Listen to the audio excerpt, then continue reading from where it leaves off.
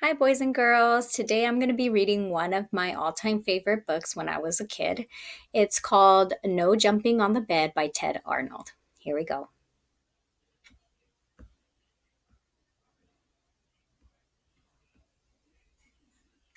Here we go. In his bedroom near the top floor of a tall apartment building, Walter was getting ready for bed. Before turning out the light, his father said, "If I've told you once, I've told you a million times. No jumping on the bed.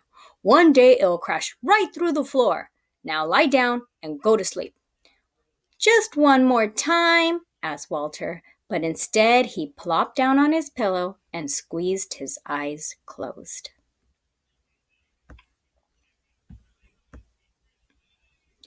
"Good night," said his father. He turned off the light and pulled the door almost closed. The room was dark and quiet, except for a soft thump, thump, thump coming from the room above.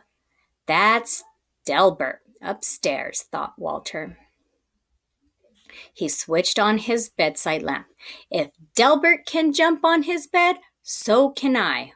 Walter bounced higher and higher.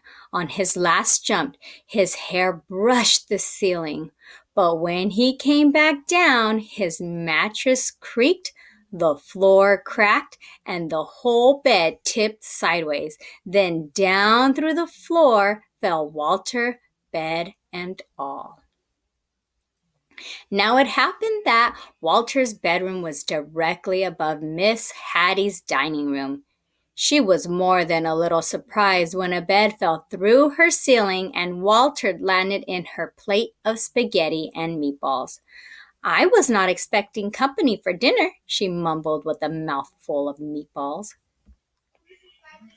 "Mmm," said Walter. "Spaghetti is my all-time favorite." But before he could eat, his bed smashed through the table and kept right on crashing down through the floor. Down and down fell Walter, Miss Hattie, the plate of spaghetti, the bed, and all. Miss Hattie's dining room was above Mr. Matty's TV room. Mr. Matty didn't even notice a bed falling through his ceiling until a meatball bounced off his head. Miss Hattie tumbled into his lap and Walter splashed into his aquarium. "I've already had my bath tonight," said Walter. He wanted to stay and watch the monsters on TV, but his bed crunched through the floor, taking the TV with it. Down and down fell Walter, Miss Hattie, Mr. Matty, the TV, the spaghetti, the bed, and all.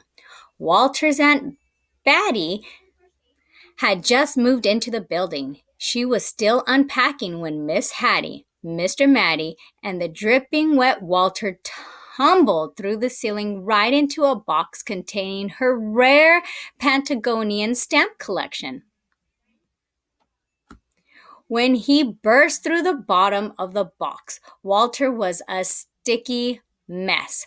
"I see you started collecting stamps," said Aunt Batty as she followed Walter through the new hole in her floor.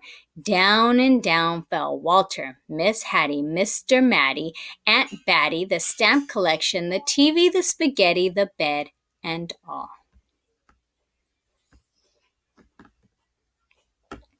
Patty and Natty had worked 3 days building their dream house with blocks.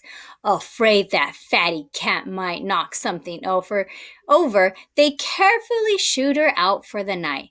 Then the upstairs neighbors came through the ceiling. "Excuse us," said Walter, remembering his manners. "We won't be staying long." The words were barely past his lips when Walter's bed bashed through the floor and continued on its way.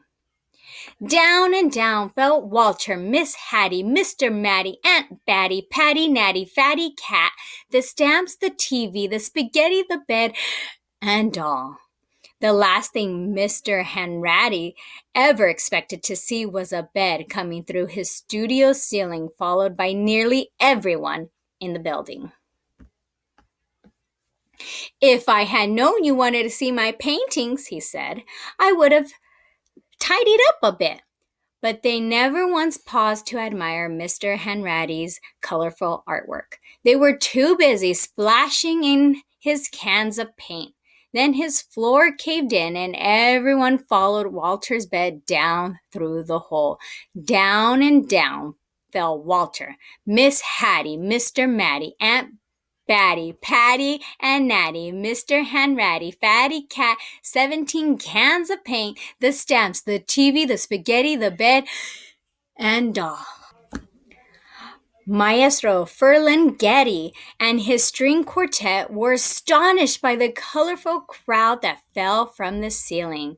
The maestro loved an audience, even if they dropped in unannounced. But when Walter's bed smashed through the floor and paint splattered everywhere, the maestro wished his audience would leave. And so they did, along with his string quartet.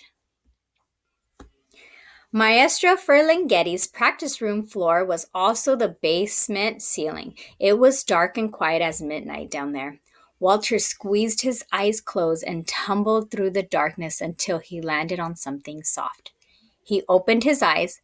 Everything was in its place. His bedroom lights were out.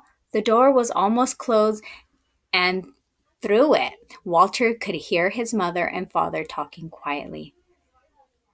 "No more jumping on the bed for me," mumbled Walter as he laid back down to sleep. Suddenly he heard a creak. The ceiling cracked and down came Delbert, bed and all. Down and down fell Delbert. The end. I hope you guys enjoyed that story. It was one of my favorites. It's a funny way to end. I mean, you can use your imagination to think what's going to happen next. So just enjoy the rest of your day. Be safe, be healthy, and make sure you guys wash those hands. Bye.